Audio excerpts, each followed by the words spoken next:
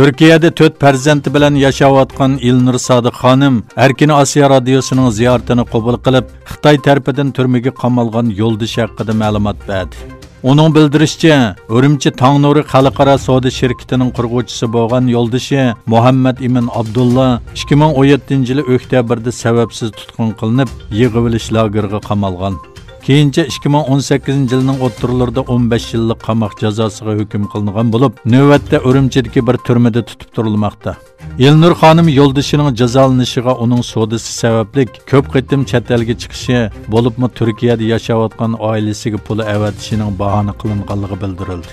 Shuning bilan birga, u yana yo'ldoshidan boshqa Xotanda yashaydigan 4 tog'asining yig'ilish lageriga qamalganligini bildirdi va Xitoy hukumatining Uyg'urlarni majburiy emgakka selishiga qarata xalqaro jamiyatning keskin inkos qaytarishini talab qildi.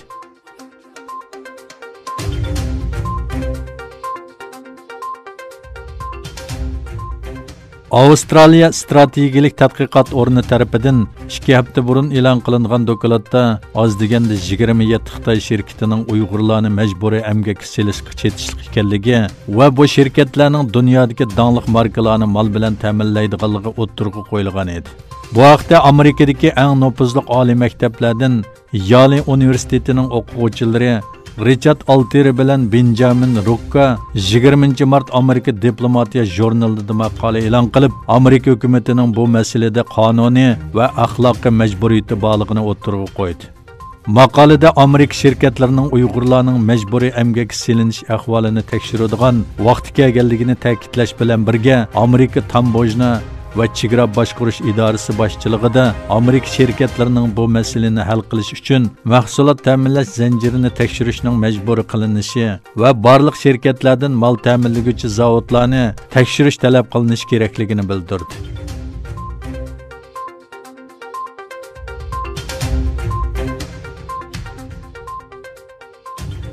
Amerika Davlat Majlisida Wuhan'da o'tirg'i chiqqan yangi tipli Xitoy virusi yuqumining Xitoy doiralari tarafidan yo'shirilganligi haqida qarashlarning tekshirilishi talab qilingan bir loyiha sunildi. Cumhuriyetçi Avam Palata a'zosi Ali Stefanik tarafidan sunilgan loyihada Xitoyning Wuhan virusiga tutgan yetarsiz va shubhali pozitsiyasi tanqid qilindi. Loyihada Xitoyning yuqum ahvolini yo'shirishning xalqaro jamiyatga bo'lgan ziynini tekshirish talab qilingan bo'lib, vabo ta'siriga uchirganlar uchun Xitoydan to'lam elishga kapolatlik qiladigan bir mexanizm o'rnatishga chaqiriq qilingan. Bu haqda axborot e'lon qilish yig'ini o'tkazgan Xovli Xitoy Kompartiyasining vabo haqida tunji kundan boshlab dunyoga qasdan yolg'on aytganligini bildirdi. U mundaq dedi: Xitoy doiralari 12 oyning 5-ida bu virusni to'nib yetgan, lekin tajribaxonlarga avrishkilarni yo'qotishni buyurgan va doktorlarni sukut qilishga majburlagan.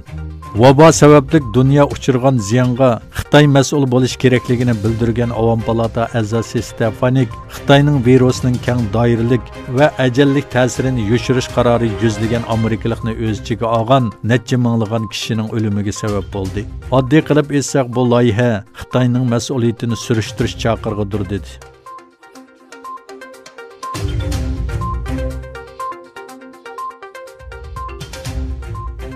İran Tashqi ishlar ministri Muhammad Zarif bilan Rossiya Tashqi ishlar ministri Lavrov telefonda ko'rishdi.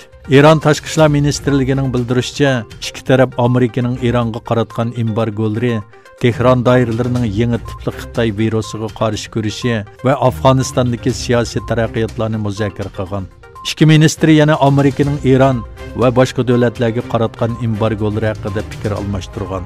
İran Tashqi ishlar ministrligining bayonotida Lavrovning Rossiya Amerikadan Ironga qaratgan embargolarini tadrijiy amaldan qoldirishini talab qiladi. Embargolar Ironning Xitoy virusiga qarshi kurashiga to'sqinlik qiladi deganligi bildirildi.